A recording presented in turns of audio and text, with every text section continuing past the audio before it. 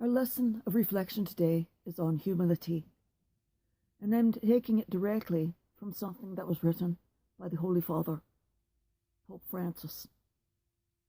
Note, I am using many of my old writings and finding new, like this on humility and the Catechesis on Beatitudes from Pope Francis. I use many writings from the Most Holy One, the Dalai Lama. I use them so often as starters for lessons that I've forgotten to cite them now. There were 3 just last week, in 10 nuggets in just the last 20 days. I will use writings from so very many people in one lesson that I only reference them now, I only cite them, when I'm using their words directly, unchanged from my lesson. That is the case with this and the Beatitudes. I correct the punctuation. The person who's writing it out in English for Pope Francis is a non-English writer, so they don't know our punctuation correctly. And I edit the piece to our purposes. Else, it is the Holy Father's words and teaching that are coming to you through me unchanged. This isn't Catholic teaching. This is Christian teaching. There is no humility without humiliation. Pope Francis exhorts Christians to follow the path of humiliation as indicated by Jesus and St. John the Baptist. The Holy Father further encourages pastors, priests, and all Christian leaders of congregations to not give in to worldliness, to eschew the temptation to climb. Don't be afraid of humiliation. Let us ask the Lord to send us some humility, to make us humble, so we can imitate Jesus better.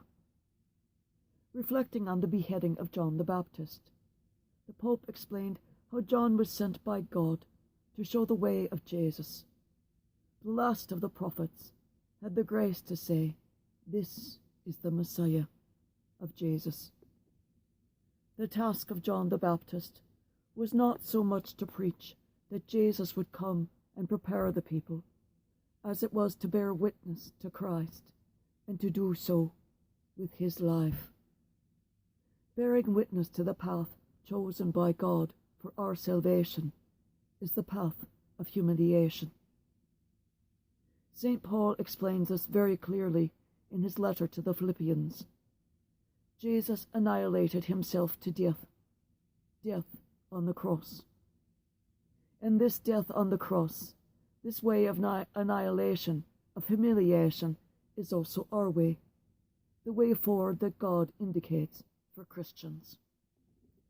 But both John the Baptist and Jesus had the temptation of vanity, of pride. After his fast, Jesus was tempted by the devil in the desert, and John was tested before the doctors of law, who asked him if he was the Messiah. He could have answered that he was his minister, and yet he humbled himself. They both had authority over the people, and their preaching was authoritative, yet both had moments of lowliness, a sort of human and spiritual depression. Jesus had his moment in the Garden of Olives, and John, in prison, was tempted by the woodworm of doubt, whether Jesus was really the Messiah. Both end in the most humiliating way. Jesus dies on the cross, the death of the worst criminals, terrible physically and morally, naked before the people and before his own mother. John the Baptist is beheaded in prison by a guard on the orders of a king, who is weakened by vices and corrupted by the ambitions of man and the hatred of an adulteress, referring to the promises made by Herod to Dulcinea in front of the banquet, and unwilling to be seen breaking his word even to this girl child, and the hatred of Herodias.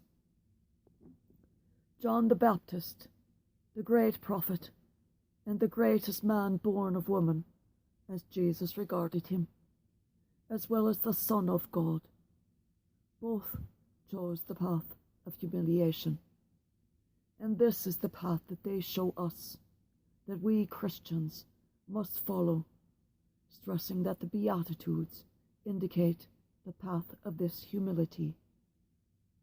One cannot be humble without humiliations. Christians are invited to learn from the gospel of the beheading of John the Baptist.